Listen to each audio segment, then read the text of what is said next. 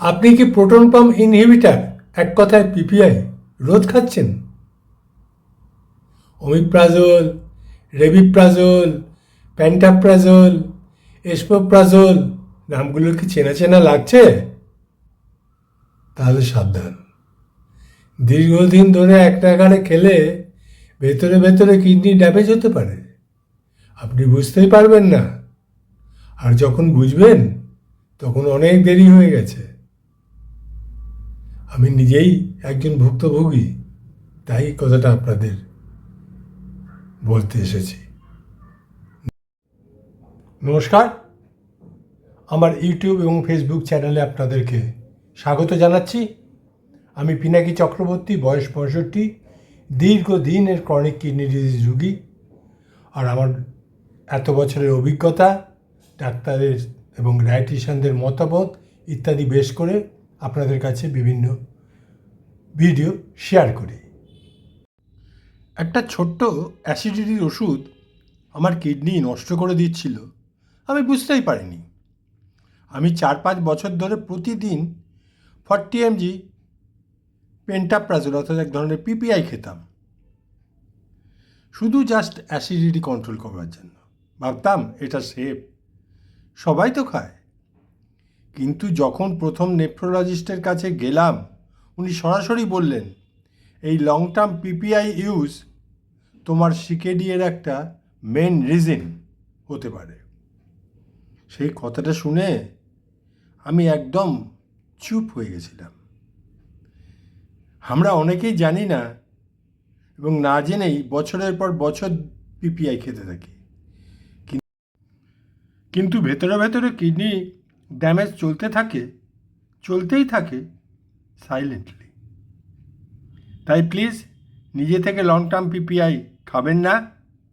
আজকে acid control করছেন, কাল কিডনি হারাতে পারেন। সাবধানে থাকুন। আগের দুটো ভিডিও বা ব্লগে আমি আমার সিকেডি জীবনযাত্রা 2023 অবধি জানিয়েছি এবং আমার ভুলগুলো তুলে ধরেছি। নিচে ডেসক্রিপশান অথবা কমেন্টে লিঙ্কগুলো দিয়ে দেব, দেখে নিলে বুঝতে সুবিধা হবে। এইবার আসল অর্থাৎ পিপিআইয়ের কথায় আসি। কি অবাক হচ্ছেন? ভাবছেন প্যান্টাপ্রাজোল, ওমিপ্রাজোল, এসপোপ্রাজোল আপনাদের গ্যাস, বুক জ্বালা, অম্বল কমাতে আপনাদের কত দিনের না বন্ধু বা সঙ্গী বলতে পারেন। এইগুলো কমাতে আপনাদের অনেক উপকার করে, কিন্তু অনেক সময় বন্ধুরাও জেনে বা না জেনে অনিষ্ট করে, তাই না? পিপিআই হলো এক ধরনের ওষুধ যা পাকস্থলীর অ্যাসিড উৎপাদন কমায়। এটা জিইআরডি, পেপটিক আলসার এবং অন্যান্য অ্যাসিড সংক্রান্ত বা সম্পর্কিত রোগের চিকিৎসায় ব্যবহৃত হয়। ডাক্তারবাবুরা অনেক সময় প্রেসক্রাইব করেন, কিন্তু আমরা এই সুফল দেখে উল্লাসিত হয়ে আমাদের নিত্যদিনের সঙ্গী বানিয়ে ফেলি। কিন্তু সাম্প্রতিক গবেষণায় দেখা গেছে যে দীর্ঘমেয়াদী পিপিআই ব্যবহারের ফলে কিডনি অ্যাকিউট ইন্টারস্টিশিয়াল নেফ্রাইটিস, যাকে সংক্ষেপে AIN বলে, দেখা দিতে পারে। তদুপরি এই AIN-এর পুনরাবৃত্তি আমাদের সিকেডির দিকে পরিচালিত করতে পারে। ক্রিয়েটিনিন বেড়ে যেতে পারে, শরীরে ম্যাগনেসিয়ামের মাত্রা কমে যেতে পারে, আর ইউরিনে প্রোটিন আসতে পারে। কিছু গবেষণায় দেখা গেছে দীর্ঘদিন পিপিআই ব্যবহারের ফলে বেশ কিছু ক্ষেত্রে কিডনির নেফ্রনে ক্যালসিয়াম জমা হতে পারে। আপনারা নিশ্চয়ই জানেন যে কিডনি অ্যাসিড বেস ভারসাম্য রাখতে অর্থাৎ বজায় রাখতে গুরুত্বপূর্ণ ভূমিকা পালন করে। পিপিআই পাকস্থলীর অ্যাসিড নিঃসরণ কমিয়ে শরীরের সামগ্রিক অ্যাসিড বেস ভারসাম্যকে প্রভাবিত করতে পারে, আর যা কিডনির ওপর অতিরিক্ত চাপ হয়তো সৃষ্টি করতে পারে।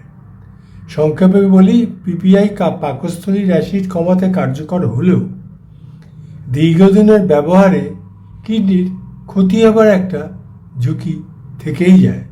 এবং গবেষণায় দেখা গেছে যে এআইএনআর সিকেডির মাধ্যমে কিডনি 50% পর্যন্ত ক্ষতি হতে পারে। শুধু তাই নয়, হার্ট অ্যাটাকের ঝুঁকি 16% পর্যন্ত বাড়তে পারে। তাই ডাক্তারবাবুদের পরামর্শ ছাড়া পিপিআই একদম ব্যবহার করবেন না। এই তথ্যটা কি হেল্পফুল? আমি নিজে কিন্তু ভুক্তভোগী, তাই আপনাদের সাবধান করছি। যাই হোক, ভিডিওটা ভালো লাগলে একটা লাইক, শেয়ার এবং অবশ্যই সাবস্ক্রাইব করবেন। সাবস্ক্রাইব করতে কিন্তু টাকা বা পয়সা লাগে না। আপনাদের এই সাবস্ক্রাইব আমাকে আরও উৎসাহিত করবে সিকেজি সংক্রান্ত আরও গুরুত্বপূর্ণ ভিডিও দিতে, যা আমি আমার অভিজ্ঞতা থেকেই ম্যাক্সিমাম বলবো। পরিশেষে আবার বলি, নিজে সুস্থ থাকুন, কিডনিকে সুস্থ রাখুন, আর প্রতিটা দিন আনন্দে ফুর্তিতে কাটান, কেননা প্রতিটা আগামীকাল আমরা কেউই জানি না। নমস্কার।